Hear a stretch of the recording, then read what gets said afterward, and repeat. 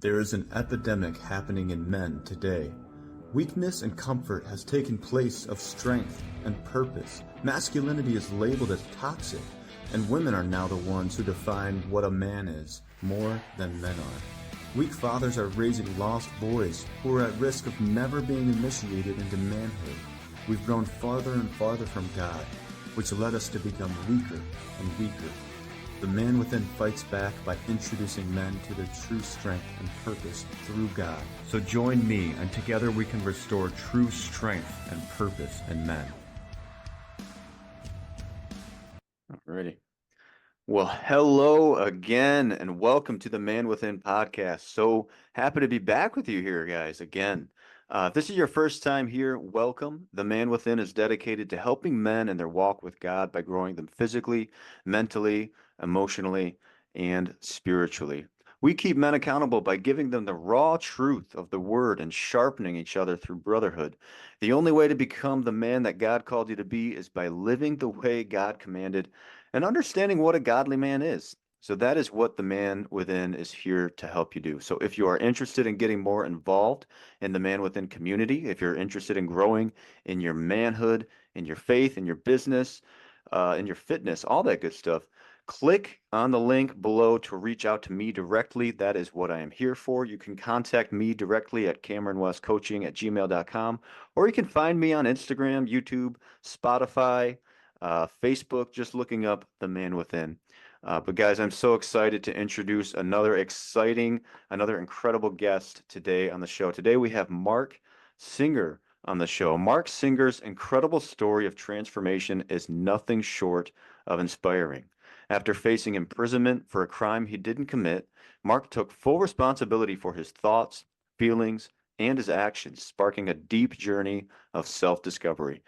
In the face of unimaginable tragedy, losing 33 loved ones in 1 year, including his entire family, Marc found the strength to rebuild his life from the ground up. While incarcerated, he earned a degree in psychology and mentored younger inmates, using his time to both grow and help others. Upon his release, Marc graduated from the Institute of Professional Excellence in Coaching and committed to empowering others through one-on-one coaching, group sessions, and speaking engagements. He now dedicates his life to helping individuals overcome adversity, break free from their past, and unlock their full potential. So guys, what an honor to have such an incredible individual on our show today. If you'd like to learn more about how you can work with Marc, check out his website at themenscoach.com. That's the-mens-coach.com. But Marc, thank you so much for being with us today. Thank you for having me on, and thank you for that really lovely entry. Yeah, no problem. I just gotta know. I mean, I was reading through that. I was reading through your website. A lot of incredibles. I don't even know what we want to start with, but I'm sure you have a good introduction of yourself that you typically start with on your coaching sessions. The normal introduction would probably be something else, but this is quite a poignant week actually that we're having this, and I'm a firm believer that everything happens for a reason. As you know, we were meant to see each other about 3 weeks ago. For whatever reason, we didn't get to see each other, and it happened this week. And it happened for a reason, because I found out this week that the life license that I was given, which I will come to as we go through this, was actually fully revoked. Very much to my surprise and shock, because I wasn't expecting it to happen in the way it did. So literally now I'm a free man in all ways. But I'll come to more of that, obviously, so your listeners can fully understand the full story as we go through it. But yeah, it's been quite an eventful week. Yeah. And there's been a lot going on. So, but yeah, it's sort of how can I put it? It's like a end of an era in terms of the journey that I've been on, and a start of a new one, a new beginning. A lot of people I'm sure will be aware that we've just had a big eclipse as well, which is all about new beginnings and new starts and stuff like that. So and I found out this news on that day, so it was very much in alignment with all of that sort of stuff, which I'm very much into the law of attraction and all of that sort of stuff. Well, we are all very eager to go through that story. Could you kind of just walk us through that? What happened? Well, let me go. I might as well start at the very, very beginning. I mean, when I was about, I don't know, I had a very good family upbringing, loving family, you know, affluent sort of upbringing. My family, as we touched on before we went live, I used to go on holiday to Florida every year with my family, and so I had a very well traveled, good upbringing, and didn't want for anything as a kid. But then around about the age of 15, I started getting bullied badly at school, and it was a lot to do with my weight and also racial bullying in my school that I was. The predominantly Asian area, and I was one of the Jewish kids in that school, and the Jewish and the black kids were getting badly bullied in that school, and that led to me going more introverted and more within myself, and I felt that I didn't fit in any way. And so what happened was, is as I left school around the age of 15, 16, I found myself being drawn into a gang. And in Wow. the UK, we have what's called football hooliganism, and they're gangs like similar to you get gangs in the street gangs in say the US.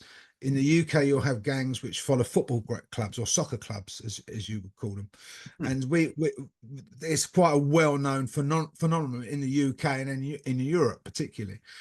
And so I got attached to this group because I was at that age looking for excitement. It gave me an adrenaline buzz, but it also gave me that feeling of fitting in. And so around that age, I started getting sucked into that lifestyle, and it became intoxifying. Hmm. For about 10 years of my life, I was involved in all sorts of things I shouldn't have been: gangs, drugs, fighting, and all the other stuff that goes with that. Yeah. And I got myself a bit of a name and a reputation. And at that stage, when I was about 15, that's what I wanted. I wanted to get myself a name for being one of these guys in the firm, as we call them, firms, who was respected or feared. Because at that time in my life, I thought that's what made you popular. Because I looked up to the peers around me and saw that that's what they were, and that's what I wanted, sort of thing. And Yeah. so I got sucked into that lifestyle and decided that I was going to become this person, this like sort of respected, feared guy. Mm-hmm. And so I set about creating this persona and believing that that's who I was.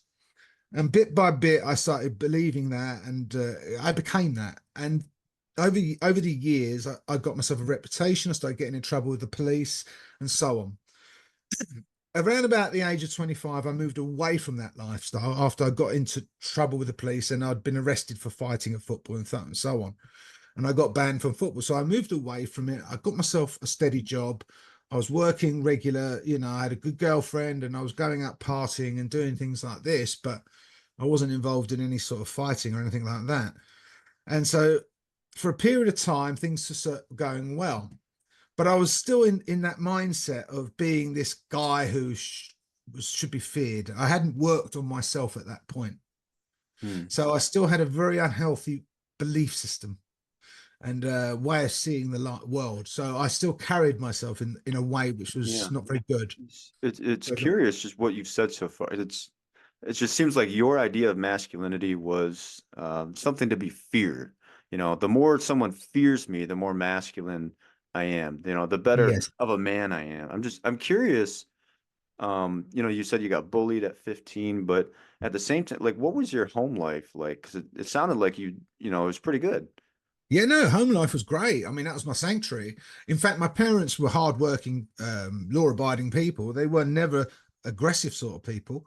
And in fact, I remember at the age of about 14 or 15, begging my mum and dad to teach me how to fight because I was being bullied and I didn't know how to fight.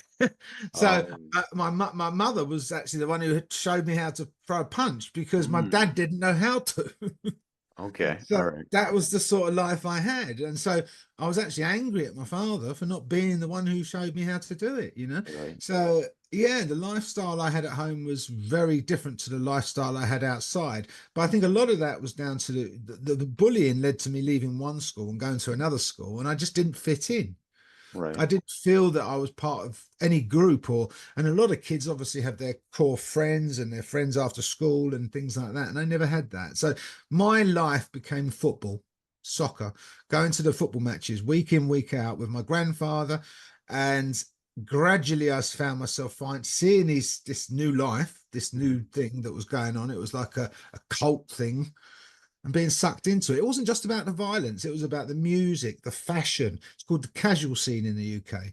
Okay. You know, it's all about how you look, how you appear. So it wasn't just about violence and fearing and things like that. It's about being cool. And Yeah.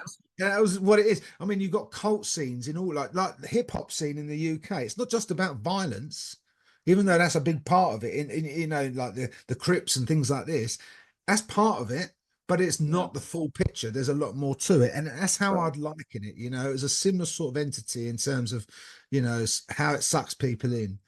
And Right. so that's how I got sort of sucked into that scene. It was about the music, it was about the fashion, it was about a lot of things. But the gang warfare was also a big part of it. Right. And, Yeah. And yeah. everything you've said so far is just so indicative of, what men, especially young men, want. There's two things that you wanted. You wanted something to fight for, so you wanted to belong to something, which is Mm. why war movies and the military tends to be pretty enticing, and that is a noble thing. So I'm definitely not cutting down that at all. No, And then the other no, thing you wanted, and pretty much all men have this, all men do to some extent, they want significance. They want to be yeah. known, as that guy. Like you said, I want to be the guy that's feared. I want to be that guy. I really want to be cool. And Yeah. the thing is, we're not being taught at a young age what cool really is. And cool is really what cool is standing up for what you believe in, Being authentic. being authentic and Mm. unapologetically authentic Mm. at Mm. that. You're like, if I'm going to be a nice, just a caring, a loving person, I'm sure you've probably had many times now at your adult age, even 25 on, just thinking, if I had just been myself, how different those 10 years may have been. I agree. And I see it now, funny enough. I mean, not just, you know, with the clients I work with, but generally in friends and people around, how many men um, of a certain age, even like I'm 49 now, but in my age group, who still aren't being themselves. They're still living this image or act. And I feel that it's a big thing in society generally that we feel that we have to project a certain image of who we want other people to think we are Hmm. ahead of what we actually who we are. Hmm. And that's one of the things that I've had to learn as I've gone through this journey. I've stripped away the image, I've stripped away that sort of internal sort of belief system, which tells me that I've got to be a certain way, Hmm. and I've become me. And that's where I am now.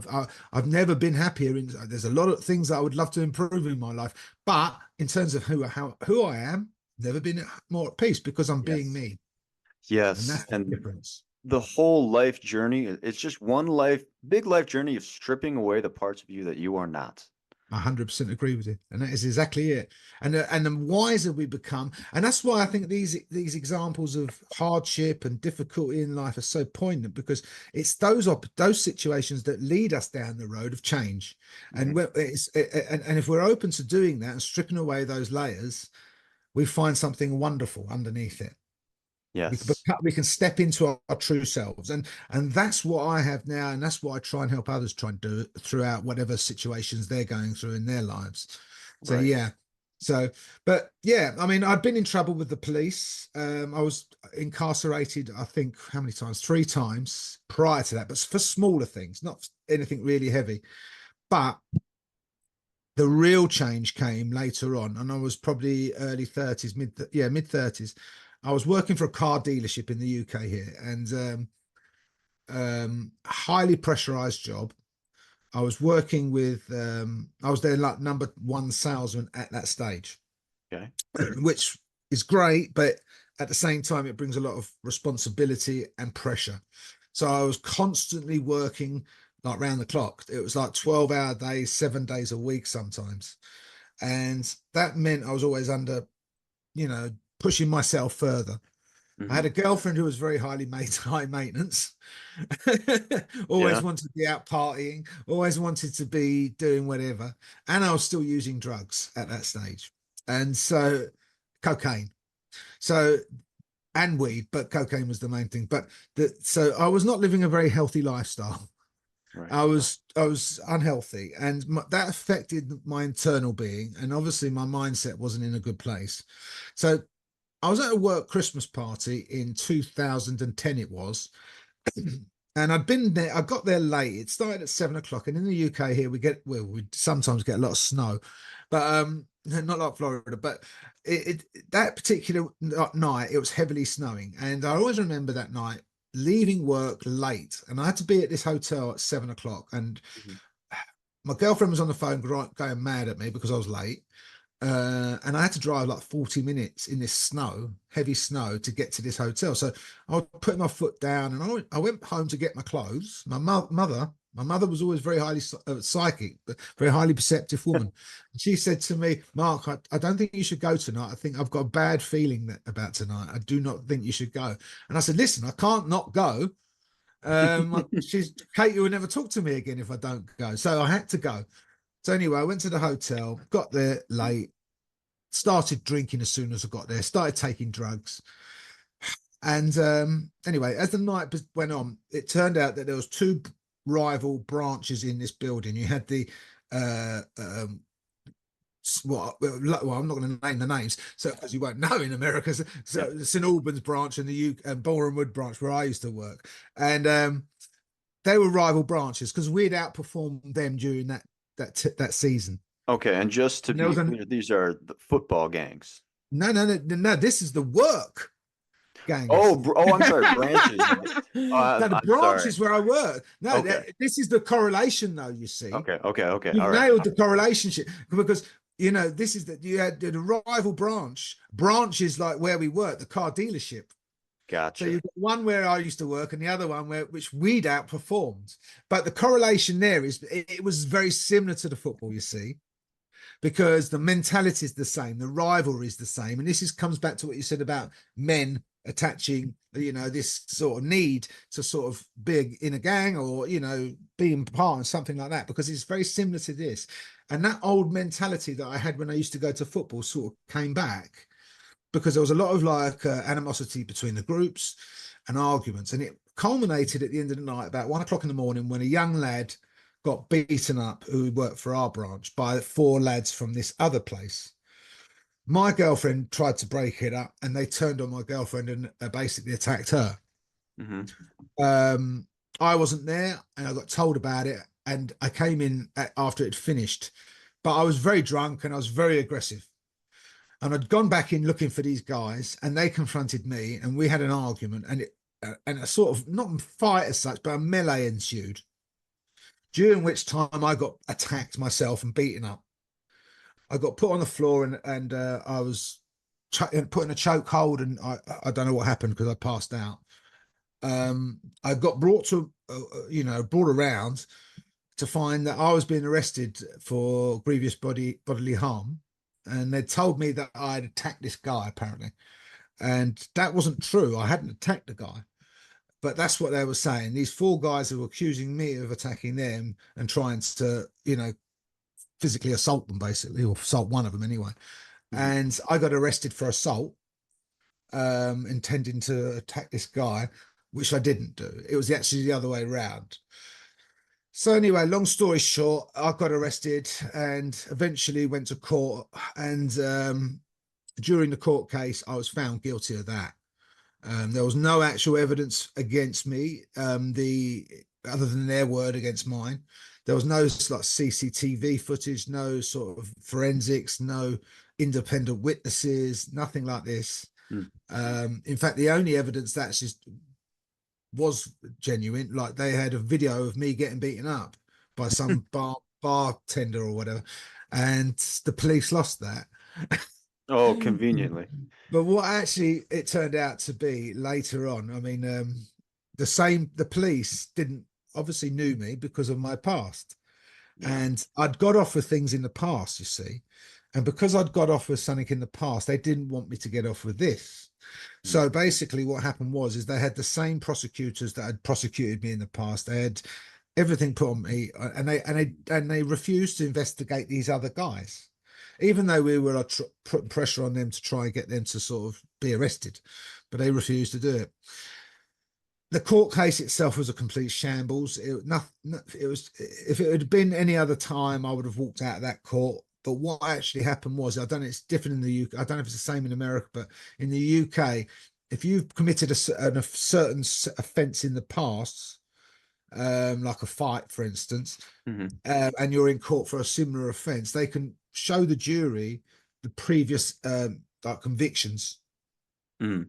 So they showed the jury my previous, and the jury, I don't blame them for this, basically put 2 and 2 together and come up with 5 and said, well, he's done it in the past, he must have done this. And so I was found guilty of that, yeah. And hence getting convicted of GBH. Yeah. And that's why I ended up going to prison for that. But the IPP is something I'll come onto as well, which is a completely different entity. Okay. So your time, how much time did you end up spending in prison? Right. So in the UK, we used to have a law where if you would have committed a crime like assault in the past and you'd done it again, there was what's called an IPP sentence. Now, I'll explain it briefly for you so you understand. It's called indeterminate public protection. It's now been abolished and deemed inhumane, right? This is why it's such a big thing. In the early, I think it was the late 90s or early 2000s, they brought out this law, and it was originally for sex offenders, but it was rolled out for violent offenders or offenders that can be deemed a threat to society or who might be labelled as dangerous. So this law was basically, they gave you, if you're found guilty of 2 similar sort of offences or you're deemed dangerous to society, they could give you what's called an IPP sentence. Now that means that you're sent to prison with no release date. Wow. It's essentially a life sentence because you get a life license. You're on life license forever. And they give you what's called a minimum tariff. So it could be anything from, like, say, 12 months up to 10 years, but the minimum tariff, or even more. But, you know, my tariff was 6 years. So that was the minimum I had to serve before I had any chance of getting out of prison. Right. Now, I was told that day when I was sent to prison that I was never going to get released from prison, because at that stage, the release test to get released from prison in England was that you had to prove to the parole board that you were never going to offend again, which is an impossible task. Yeah. Now, how does anyone prove that you're never going to offend again? So at that stage, no one was getting out of prison, and you had guys in there who were in there for a threatening phone call who'd done 18 years and things like this. That's crazy. It is crazy, and this is why it was eventually, it took many, many years, but eventually deemed inhumane because it created mental torture. It created, you know, you lose hope.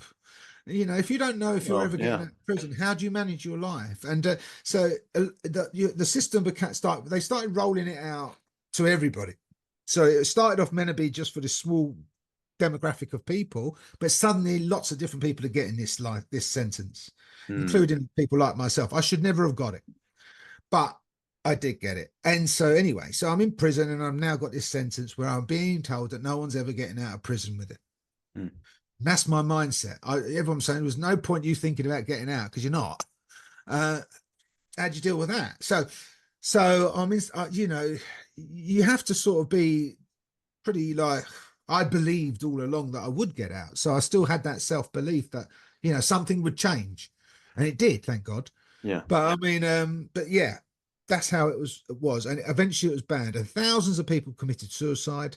And when it was banned, eventually, I think it was 2016, 2015, it was banned.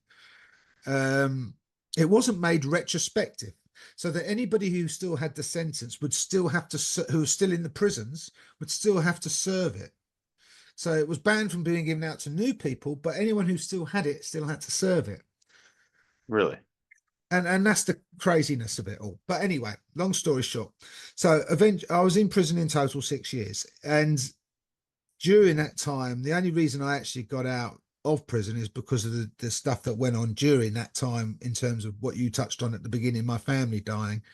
And essentially the parole board told me, and I'll come to more detail about the family side of it, but the parole board said to me, if you can deal with what you've dealt with in prison in terms of losing your family and not going insane, then we're pretty confident that you can deal with everything that will come your way outside. And that's why they let me out. Wow. So I didn't get it quashed at that stage. I got it quashed this week. So that's why I said at the start, it's been a poignant week, because I only just found out this week that that sentence has been totally revoked and it's no longer even on my record at all. So that's why. Wow. That, well, that's that is amazing. Okay. I want to know what some lessons you got during your time in prison, but I also want to know, like, what did you do upon coming out? Well, let's go back. I mean, firstly, the prison thing, because, Yeah. 2 years in, I went away in 2000. And again, if anyone is into spirituality might find this interesting. I got sent to prison on the 11th of the 11th, 2011 at 11 a.m. in the morning. Oh All yeah, the, that's all the 11s. oh man. I can't remember history, It's but meant to it be was new that begin. hour. What? It's going to be new beginnings in Yeah. numerology. But anyway, Yeah. so anyway, I've gone to prison. 2 years into that sentence, I found out that my mother was dying of cancer. She got diagnosed quite quickly, because it was like within 2 weeks, and she died at Christmas 2013. Mm. 3 months later, I was on the phone to my dad, and he died of a cardiac arrest as I was talking to him on the phone. Not long after that, my grandfather also died, and all in all, we used to be a big family of animal lovers. We had 21 cats. They were like family members to me. They all, well, my cat died the day before my mum. It was like a stack of cards just going crumbling. Literally everything, everyone I ever loved in my life died or disappeared, or, went out of my life within that time. Like you said at the start, 33 people's things. What brought that to, at that point, I was just sort of getting through it. And I was just sort of going to work in there and just getting through it. But what brought it to a head was, one day I came back. It was about a year after my mother had died, and the only person left in this entire world who I still had love for, like, close love, was my ex-girlfriend. And I found out she was now with my best friend, and so that brought it to the end. I mean, I tried to kill myself, and I took an overdose, and luckily didn't die. But that was my turning point. That was when I just thought to myself, no more. I'm not going to be a victim to this anymore. I'm going to take responsibility for my thoughts and feelings and start living the life I choose.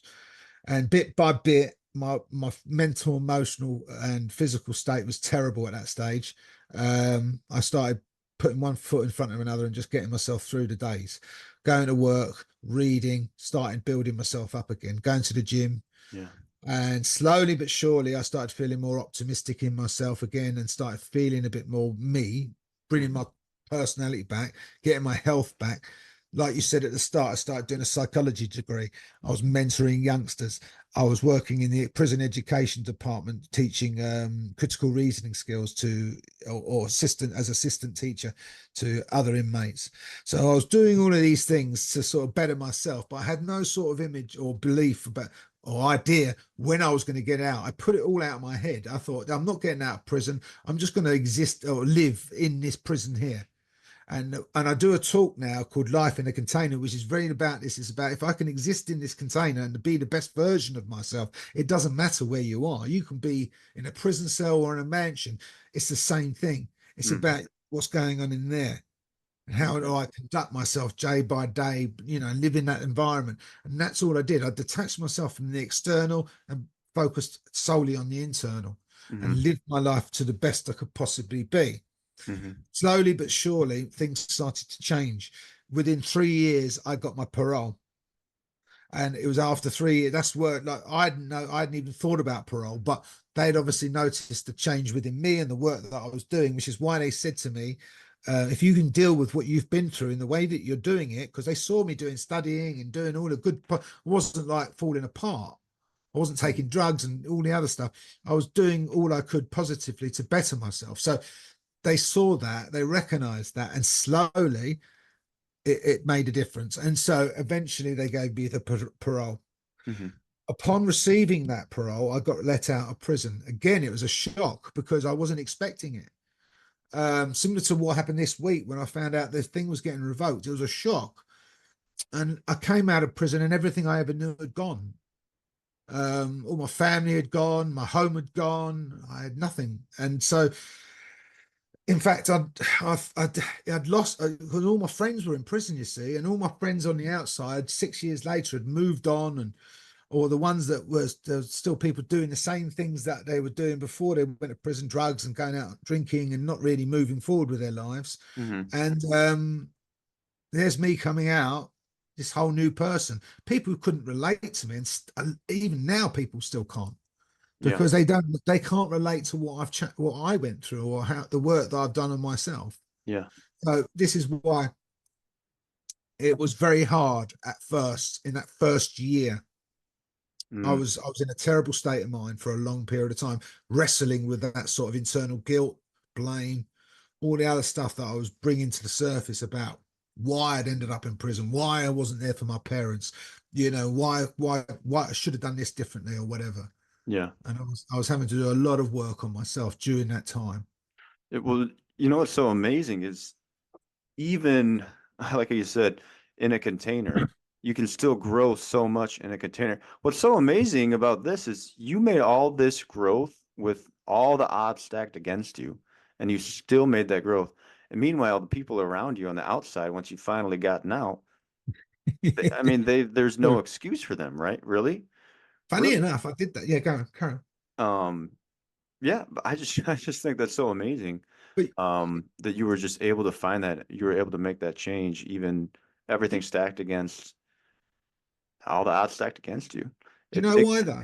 Do you know why that is? It's why is because that? it takes us everything in your life falling apart before you actually really have to do anything about it. Ah, yes, true. How often does it happen? Right, Otherwise we make excuses. We'll tell ourselves, well, I don't need to change. I've got a job. I'm happy with right, it, with my day-to-day life.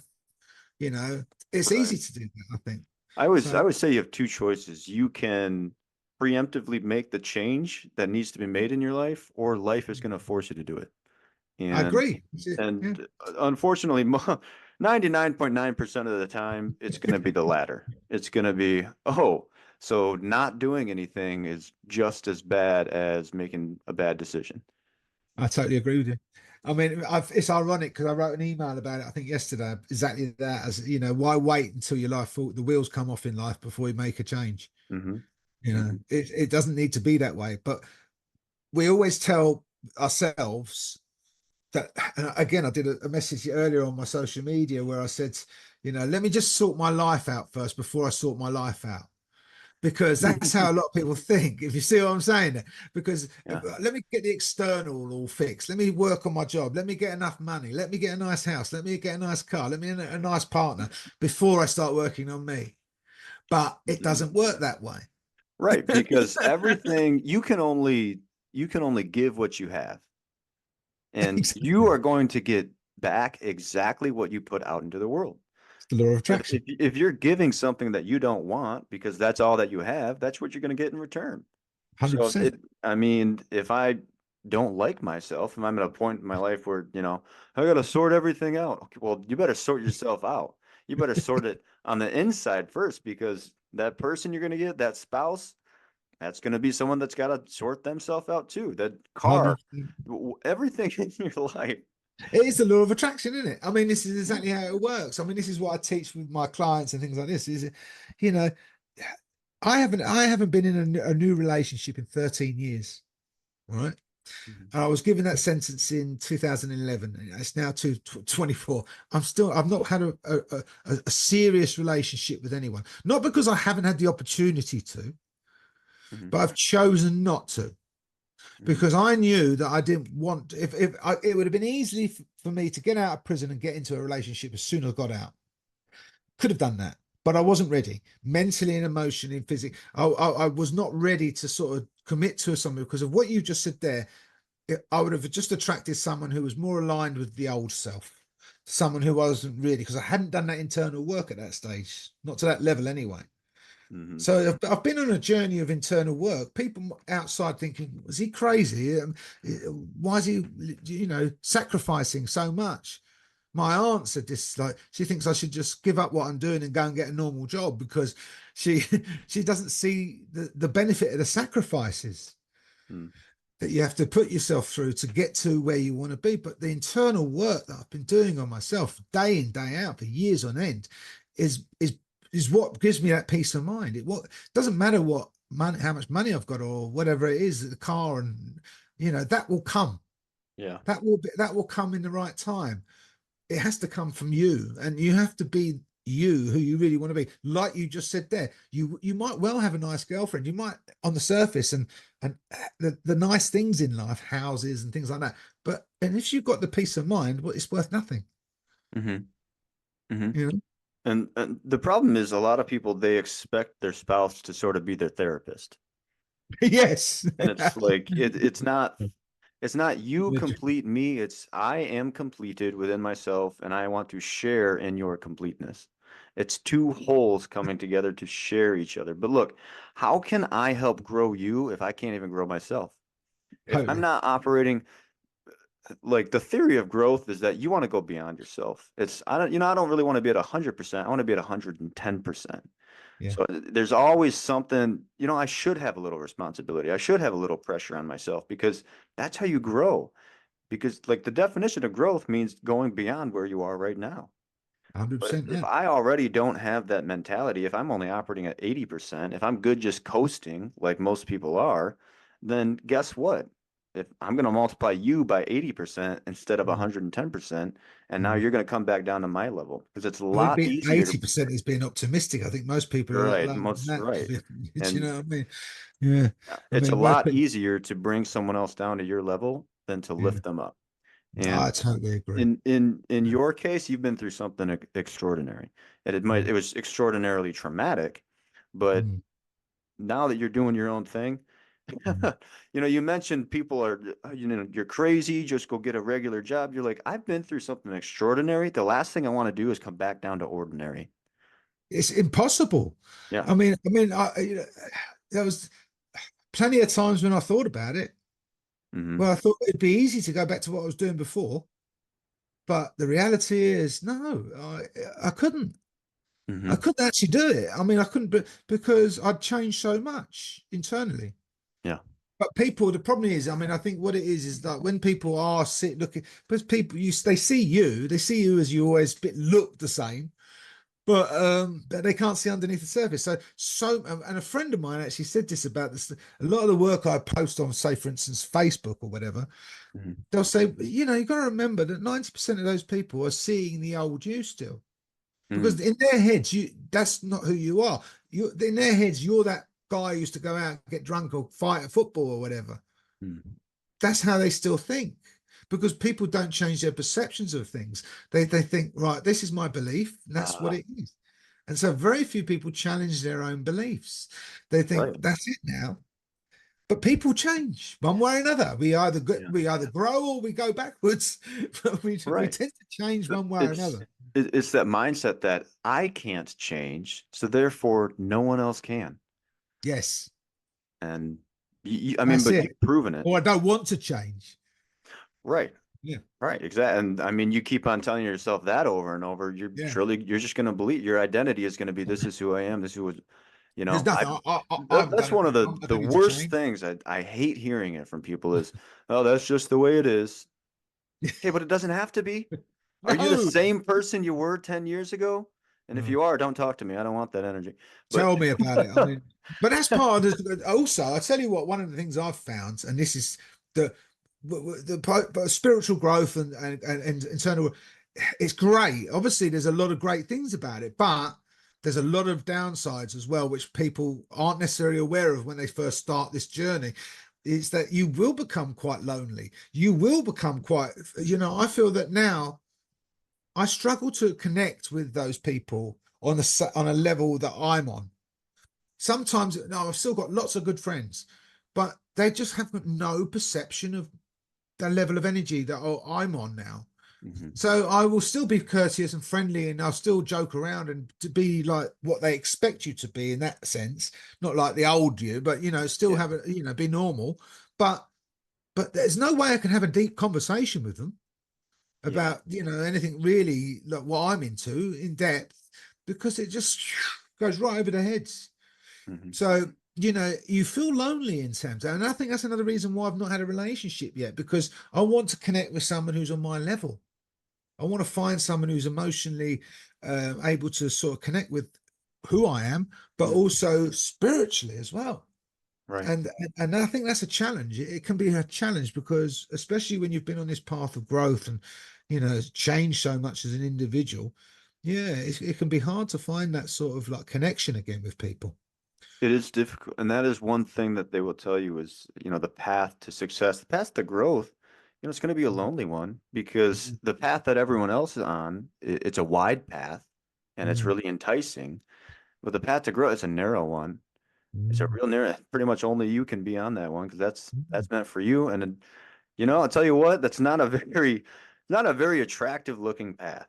It could be hard, and there's a lot of obstacles on it as well, because obviously everything that happens on that path is a challenge, Mhm. is a setback, or and it's about how do you manage these, how do you work through these, and do you fall apart, or do you see it as an opportunity, and things like this. So, and this is fundamentally the work I do, because when I come back to the story, it's actually, I mean, when I got out of prison, after that first year of being out, I decided. I'd had a bit of therapy and I had a bit of counseling, and I just thought, this isn't for me. I want to do something else. I did a bit of coaching, Mhm. and it was coaching that sort of empowered me, made me feel good about myself again. And so I looked into coaching a bit in depth, and I researched on the ICF website and so on. Mhm. And I found a school which I thought was the best one I could find, basically. And it was IPEC, Institute of Professional of Excellence in Coaching, which you mentioned at the start. Mhm. And they're based in the US. And they were bloody expensive. Yeah. But I was fortunate that I'd sold the family home and I had some money in the bank, so I paid for it there and then. I was it was a horrible wet January morning. I was sitting there looking out the window. It was raining and I was crying because I just felt that my life had finished. I thought, what am I going to do? I mean, everything's gone and I'm on my own and everything's this. And I just thought, sod it. I went with my instinct and I just went bang. And I enrolled with IPEC in that moment, paid it up front. And from that moment, that was probably the best decision I ever made in my life. Yes. Yes. Because they taught me a whole new methodology of way of thinking. It's all about energy and learning how to, catabolic, anabolic energy, and how to change your perspectives in the moment, how to become much more consciously aware of everything, so on. And it's essentially all born around the law of attraction. And it's about creating what you want in your life and attracting that by becoming who you truly want to be. And so it wasn't just about teaching us how to coach someone. It Mhm. was teaching us a blueprint for life. And Yes. that's what changed my life. And that was that was 2017. I graduated 2 years later as a professional coach. But then the journey really started in terms of the work, because I was doing that internal work as well. I was obviously working as a coach, but doing that internal work day in, day out, day in, day out, day in, Right. day out became part of me. And that's what I do. I mean, it's just like a case of doing, that's what people don't see on the outside. They see you doing whatever you're doing with your Mhm. coaching, but they don't see the internal work that you're doing within yourself day in, day out. Right. So it's like the answers to life can come easy, but the actual work, that's the difficult part. That is very hard. And It it's is it's hard. amazing, like these things that you learned at IPAC or just any coach in general. I'm I'm shocked that we don't just kind of teach these foundations like at a young I age. agree. Like, hey, I've had this conversation. Yeah. Should be done at school. right.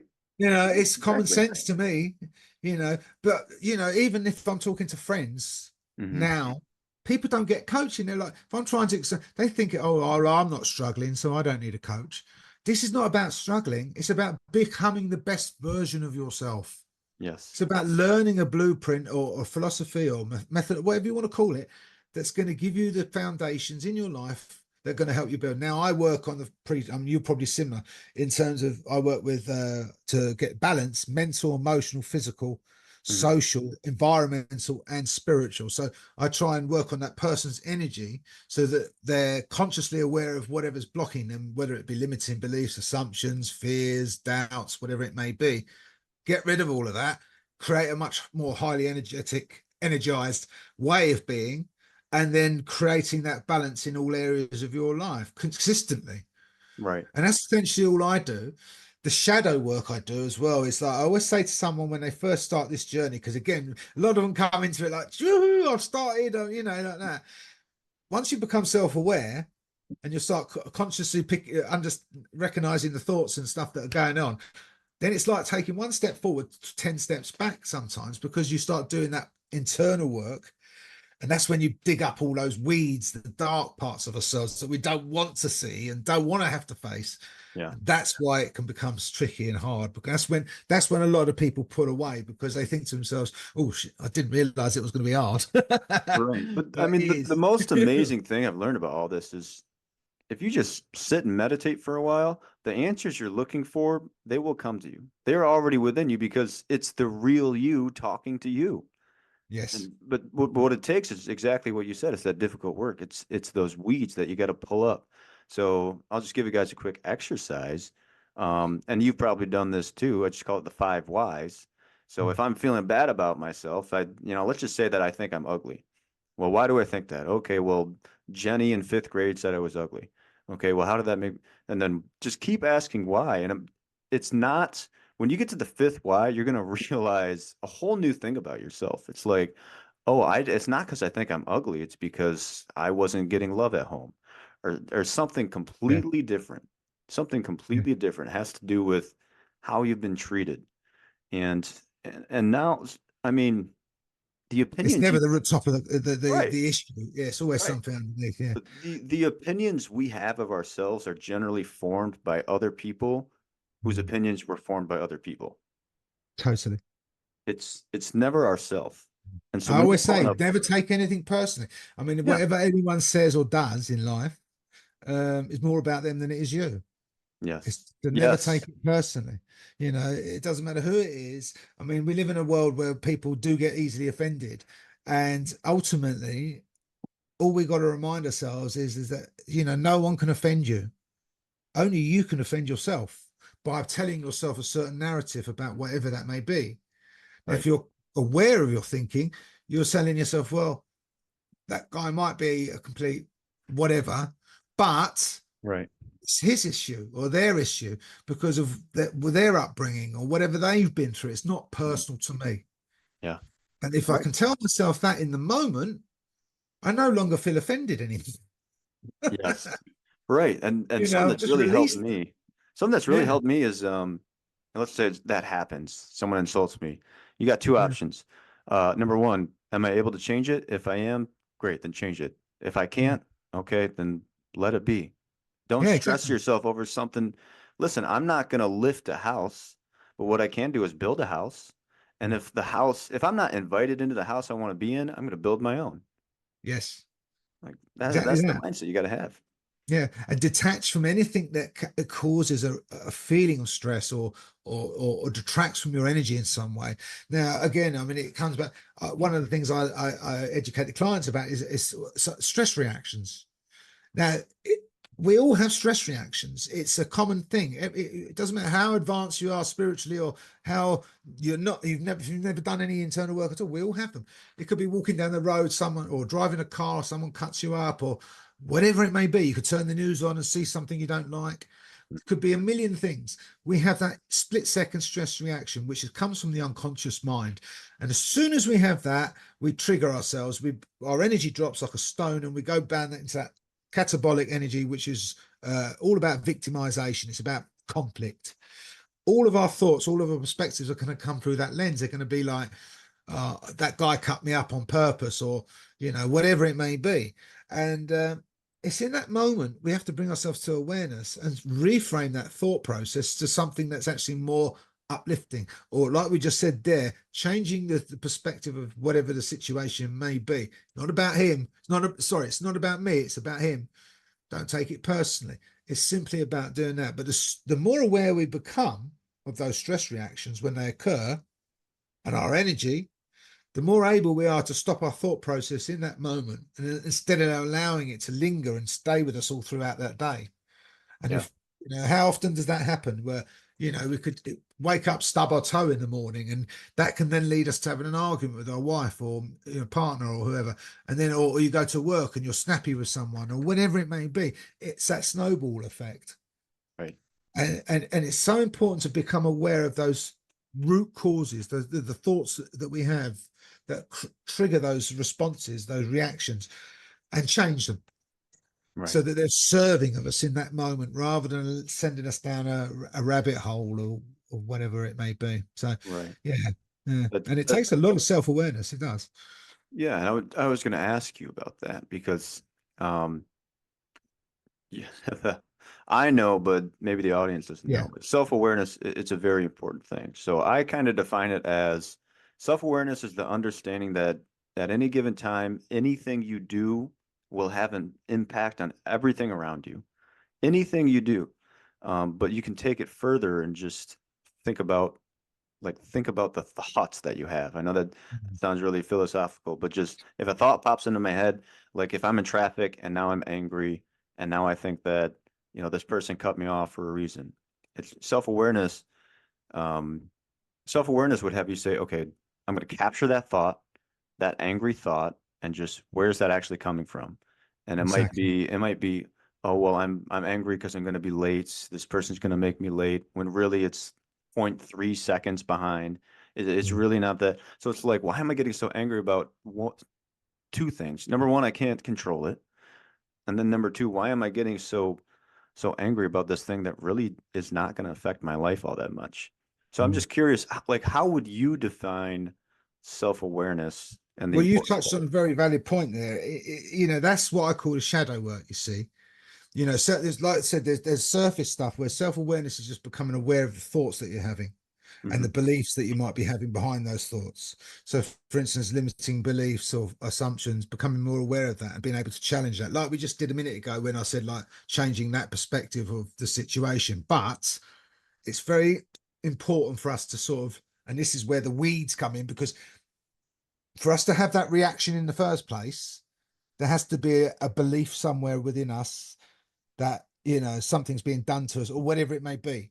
And so the more self-aware you become, the more you work on yourself. This is what, like, for instance, been doing this for myself personally. Why do I feel guilty? I'll give you an example. I was struggling to let love into my life. I was struggling with financial things throughout the last 6 years, and I couldn't understand why. I there was a block. I knew there was a block, but I couldn't understand why I was blocked in terms of love and finances. So mentally, I had to do a lot of, like, or emotionally as well, I had to do a lot of, like, real deep work on myself and dig up those weeds. And it turns out it's a lot to do with the guilt, the self-loathing, the blame. I'd squandered money when I coming out of jail and in the past on drugs and things, rubbish. And I felt guilty for that. I blamed myself for letting my family down. I didn't feel worthy of love. There was a belief there internally that was telling me, this is who I am. You're not worthy of success. You're not worthy of love. You're not worthy of being financially secure. You're not worthy of this, that, and the other. And I had to really get to the bottom of that and dig up that and come to terms with that, analyze that and challenge those beliefs and change them and Mhm. become more at peace with them Right. and really start loving myself again, or again for the first time in my life, because I never truly loved myself, which is one of the things I say to people now. I've lost all of my family. I've lost everything that I took for granted back then, which was giving me peace of mind. Well, I'd never had peace of mind, but happiness. And now I might not have those things. I haven't got the big house. I haven't got the nice holidays. I haven't got a nice car. I haven't got a girlfriend. But what I have is me. I have peace of mind for the first time in my life. And that's precious. It's something, so it doesn't matter what goes on around me externally. I can still be at peace happily within me, because I've worked on that part of me that was blocking myself. That's why I've also got that self-belief that's going to attract everything that I want into my life, because Yeah. I now believe it. I fully believe that I'm worthy of it. But Yeah. that's what you just said, the shadow work, that in terms of the self-awareness, it's becoming aware of the very basics, like, self-awareness. It's just becoming aware of your thoughts and your feelings, Yeah. and how they impact with your day-to-day energy, the way your energy is. But the more you get into that, the more you delve into the past beliefs and all your past conditioning, you'll find there's a whole world of stuff there that needs to be looked at or analyzed or changed or worked on, in terms of that. And that can take years. Yeah. Yeah. And And it's a never-ending process. We're always a right. work in progress. It's not like we'll come to an end of, oh, I've done it now. It doesn't work like that. Right. And It's that's always going to be there. the problem a lot of people have is, I'm sure you've seen this a million times in your practice, but it's like, oh, once I have this, then I'll be happy. Then I'll allow myself. And guilt comes right into that, because it's Yeah, like I had that same thought growing yeah, up. I was surrounded by people that they could just have fun, it? Like these people that I thought were friends, and the people that were your friends, I'm sure as well, just they can just go have fun. They get it. Whatever it is, they have it, they get it. And I just don't get it. And I would like just try to let myself be happy, but there was just immense feeling of guilt. right. And so in my case, what I found was that, I grew up in a household where, like, if you were happy, something's wrong, because it means you're not working hard enough. So like our philosophy, that was like the philosophy that kind of my parents placed on me, was just Right. basically like a 5-minute task. It has to take you an hour, Okay. just for whatever reason. But basically, like, if you were happy, something's wrong, because it just means you're not working hard enough. So when I finally found out that the key to happiness is letting go of expectations, the key to Mm. happiness is just letting go of things you cannot control, Yeah. it really was a key. It Just really being in was the a big moment. key.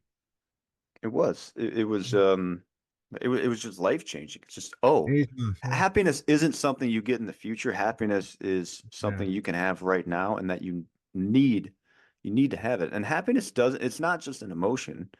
I'm not saying that, you go to your parents' funeral, you're going to be happy. Happiness is just knowing, oh, I have complete control over my life at any given time. I have control of everything that I can control. And one thing that I really encourage people to do is, if you can take accountability, take accountability.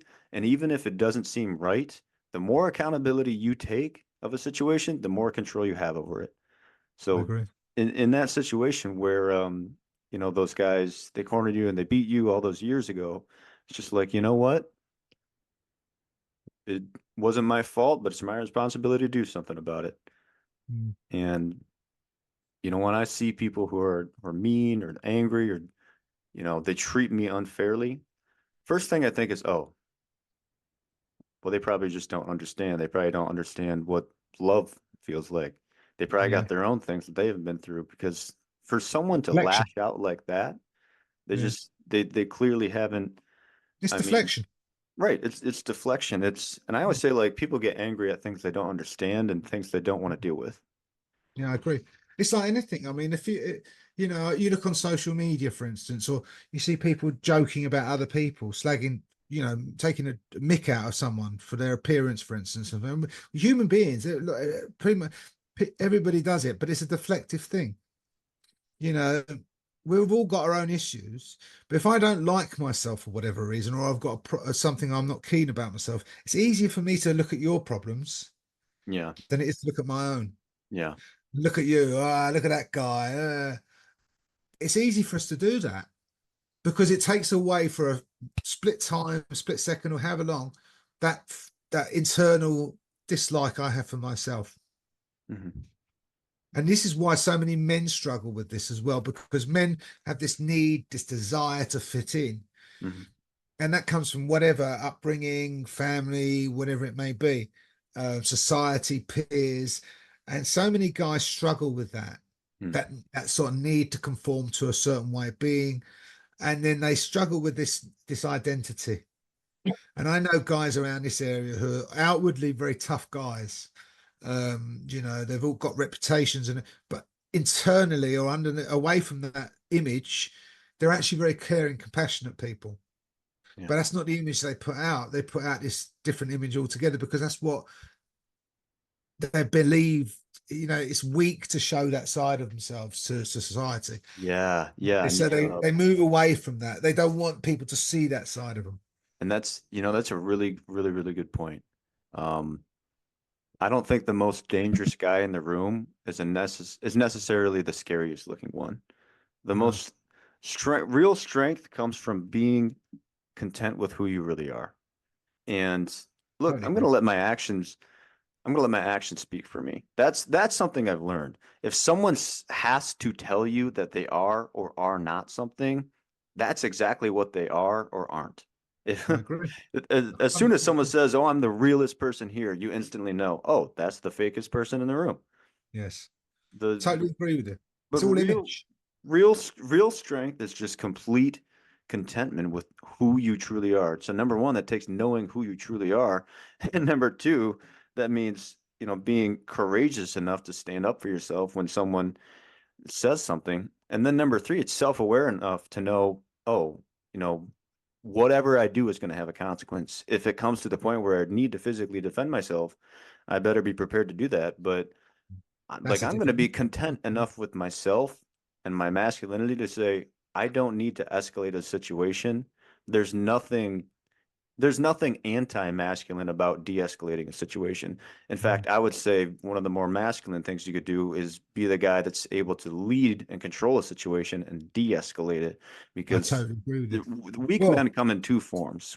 Weak men come in two forms. There's either complete anti-masculine, where you reject masculinity altogether, and that's what we have all this craziness in the world today, or you're just completely 100% masculine, and you're just really truly you're scared. So what you do is you lash out physically. You might be strong yeah. physically, but the people who are going out starting fights intentionally, they're, they're It's weak. just deflection. It's They're weak. deflection. Then they're I mean, one of the things I learned in prison, particularly, I mean, this is funny because that set of beliefs I had before prison, where I wanted to fit in and create that belief that I was feared and respected, because it's like you just nailed there.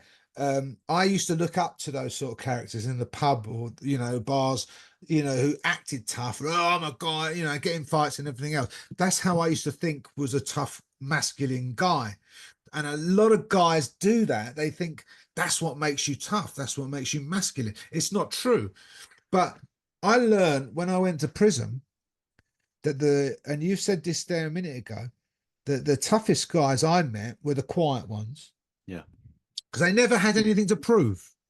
And some of the like most well-known names in the system, like you won't know them in America, but people, the guy called Kenny Noy, for instance, over here is a very well-known murderer, but he's also a very nice guy.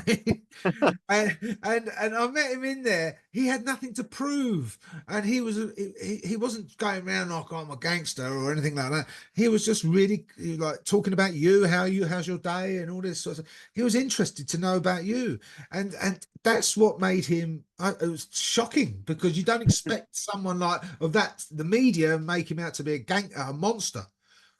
All right, he's done bad things, but that's not. He hasn't. He has nothing to prove. So that's the whole point. Is a lot of these guys out there who are genuinely tough guys don't feel anything to prove, and I don't.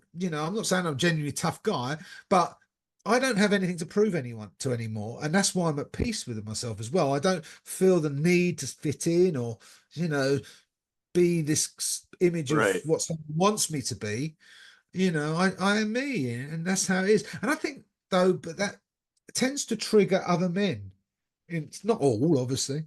I mean, one of the things I've learned or found is that if you're living a life which is, say, antisocial, and you're not doing, things, and you're not doing the right things by yourself, and someone comes along who's living a life which is they've worked on themselves, they're doing well, it triggers Yes. because and they were like, oh, sod in.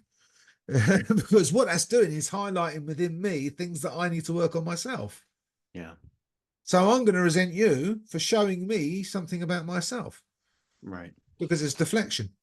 Yes. And that's why people end up in these silly situations, fights, and God knows what else, because it's easier to deflect the problem and get involved in something and not feel bad about myself Right. than it is to take And responsibility and do that work.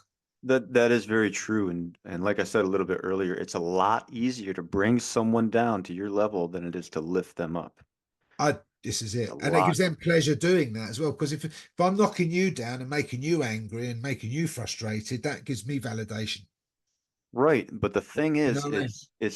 it's very temporary. So when you're in that mindset, it's Mm. this instant pleasure, instant gratification mindset. What it really is short-term pleasure for long-term pain. I agree with you. And they Yeah. just keep on going down that cycle. And it's, Yeah. I need more of this pleasure, more and more and more. Which is why we're in such a horrible, intolerant sort of like not world, but society's becoming like that. Everyone's Yeah. at each other. You're wrong. I'm right. It's just Yeah. become yeah, it's The just the like only that. the only bad thing about freedom is that it requires you to put some work in. Yeah. Because true freedom is the freedom of opportunity to pursue your own interests. And I think a lot of people get this twisted. In fact, I know a lot of people get it twisted. They're like, "Oh, well, if you're pursuing your own self-interest, that must hurt me." I believe most 99.9% of people out there want to do the most good by the most people. Yeah. Okay. Let's say I want to go be a billionaire. Do I want to hurt people in the process? It's like, first of all, if I'm going to be a billionaire, I got to have that billionaire mindset, which says I have to be providing as much value to others as I possibly can. And now as a Yes. business owner, the whole premise of business is an exchange of value. I am not going to get paid from someone else until I provide value to them. Now, Exactly. in a free market, in a free world, that just requires putting a little work in. Yeah. It's I can do whatever the heck I want to do as long as I put some work in. Now, I want to say one more thing. Okay, we live in this free world. I can do whatever I want to do. If you're going to commit crimes, if your whole objective, I want to hurt people. Well, guess what? Society's going to laugh. It's not going to accept it very well. There's this thing called prison, It's and consequences. even if it's not illegal, guess Yeah. what? If no one likes you in a society, you're going to be rejected by that society, and a lot of your survival depends on acceptance of society. Yeah. And we can talk about, Stigmatized. Yeah. but 99.9% of the people out there, if I told you, hey, you can do whatever you want to do, you can literally do whatever you want to do. You just got to put some work in. 99.9% of people are going to say, okay, well, how can I add value to people? I want to make a living and I don't want to hurt anyone. So it's just, it just absolutely baffles my mind that, we live now in this instant gratification world It's because hard. what it Social does media. is whoever is paying you, let's say the government, if you're relying on the government, you're now at the mercy of them. No, Like it's who's horrible. paying? Are you trying to pay yourself or are you trying to get someone else to pay you? Yeah. And that's if you want your own business out there, if you guys are listening to this, if you want your own business, you're gonna be self-reliant. You're gonna be Yeah. relying on And it yourself. is hard. It is hard. Believe me. You are I your mean, employer. that's one of the things I've found with the IPP, which is why I'm so pleased that it's been revoked this week, is building my own business. Been doing it for 6 years now. Um, oh God, the sacrifices I've had to make. I'm sure. It's until I haven't had a holiday. Well, I haven't been allowed to travel, so that's the reason. But you know, all the things that I can't buy a nice car and all that sort of thing. I've had to put all of that to one side because, yeah, if you devote yourself to building something, you've got to be ready to make those sacrifices. But if you believe in what you're doing, then it's all worthwhile, Right. and it's worth every minute of it because you know that you're doing what you believe in. Everyone else around you might not, but that doesn't matter what everyone else thinks. If you believe in your heart that you're doing what's right for you and it's the path that you're destined to take, it's your passion, it's your purpose, Yes. then yes, those sacrifices are going to be worthwhile. They might be hard along the way, but it'll be worthwhile in the end, I'm sure. Right. So I'm gonna end on this one point here. You said, most people really get triggered when they see someone else's success. Yeah. And that is very true. At the same time, you can use that passion, that fire in your heart to spread light around to everyone else around you. So there's this really good quote I like. It just says, "When you let your light shine, you subconsciously give others permission to let their light shine." And so a Right. lot of people are really angry, but a lot of people are just really scared. And fear is the number one thing that holds people back. And we live in a society that well, I can't even say the ways, perpetuates it. The media, everything's just fear, fear, fear, fear, fear. And it keeps us at this low level of energy consistently. And this is my job in life, is to help people raise their consciousness, get them out of that low level of energy so they Yeah. can be past their fears and anxieties and actually start enjoying their lives. Yeah. So, yeah, I just want to take a minute to talk about your business. What would be your general process of getting people Right. into that? What, to get in? What do you mean? Well, I've been doing I do a lot of stuff online, Mhm. in terms of posts, and I have my email, what do you call it? Email mailing list, which is you can get through Oh, my subscription.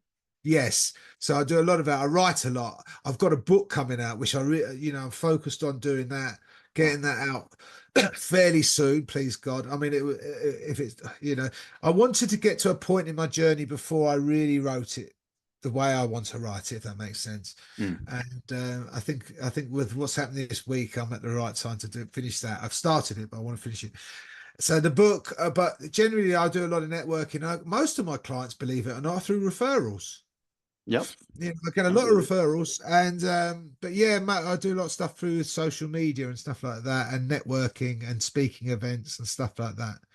Yeah. So they're the areas that I tend to sort of focus on as well. But yeah, the way I work is that I tend to work with people over a 6 month period. Generally, I offer like single sessions and whatever the client wants really. But 3 month sessions, 3 month packages as well. But I prefer to work over 6 months. And the reason being is because it takes that period of time to sort of really start learning and putting into practice everything that I'm doing with them. I'm very hands-on with my clients, because what I do is and obviously I'm helping them with whatever their initial issues are when they first come to see me. But like we've touched on in this thing, it's never the issue that's the issue. Yeah, It's always exactly. something underneath the surface. So by they're coming to see me, but I'm also teaching them this movement methodology that I learned that helped me transform my life. And I'm working with them in tandem, help in partnership, bit by bit, start putting into practice these new ways of doing things. So over that 6 month period, we're very much in hand. And I always ask my clients to do for three things: be open-minded, be honest with me and yourself, and also be committed. And if you can do those three things, then we've got a great thing going on. And that's what I ask of all my clients. And so I'm very hands-on. I drive them all potty. Yeah. because I hold them accountable to do the work. I give them homework. I'm phoning them. I'm talking to them all the time. So it's not like we see each other just the once a week and that's it. I'm very, very hands-on with my clients, but that's because I want the best for them. Right. And so I help them with every step of the way, really. But yeah, Yeah. Yeah, so I love that. Be open-minded, be committed. I forgot the third one. that is the second one is honesty. Be Yeah, open-minded, be honest, and be honest. committed. And that really is a successful formula for pretty Yeah. much anything. If you can commit And to that, then then we've got something going. just to add to that, there's three things that I think, well, that men need, but anyone needs, in order to grow. And one is responsibility. Mm. Two is an actual due date, and then three is measured progress. Right. Those are those are three key Being able things. to actually, you need to do that. I mean, if you, this is half the battle. What I tell you how I measure progress. I'm glad you actually said that. Before I start with any client, I give them what's called it's an attitudinal assessment. It's called an energy leadership index assessment, technically. And what it does, it reads the client's current perceptions, attitudes, beliefs, and any perceptions and stuff like that are holding them back. It gives us a very clear vision of or idea what's working in their life, what's not, in terms of satisfaction, what's creating your satisfaction in life, what can we work on, and so on. And we do that at the start of the relationship. And as we go through the relationship, I also give them an app which helps them measure their energy in real time so they can actually see what's influencing in any area: mental, emotional, physical, social, Right. environmental, and spiritual. So they can actually tune in to their energy at any given time. And we also do an assessment at the end so they can see the change. Right. So from the start to the end of that 6 months, we can see where you were when you started the process and where you are now. And it gives the client a very clear insight into the changes that they've created in their lives, because obviously it's ultimately them doing it. I can lead the horse to the water, but I can't make it drink. But Yes. so, it has to come from them. Exactly. Well, Mark, is there one piece of advice that you want to leave us off with today? Oh, good question. Don't wait until your life falls apart before you start making changes. That is, wow, that is a good one. That is a good one. Listen, I like how you said a lot of people prepare before they start preparing. It's true. It is true. It's Well, true. Mark, thank you so much for being with us today. I got a lot of good insight, a lot of good wisdom from that, especially from your incredible story. No, So I thank just you. want to thank Mark one more time for coming on the show and sharing his powerful story with us today. If you guys got any value from this episode, please make sure to like and subscribe and leave a comment on which topics you would like to learn more about. But thank you again for tuning in, and thank you again for Mark for being on the show Thanks with for us having me today. on. Thank you very much. All righty, guys. We will see you on the next one.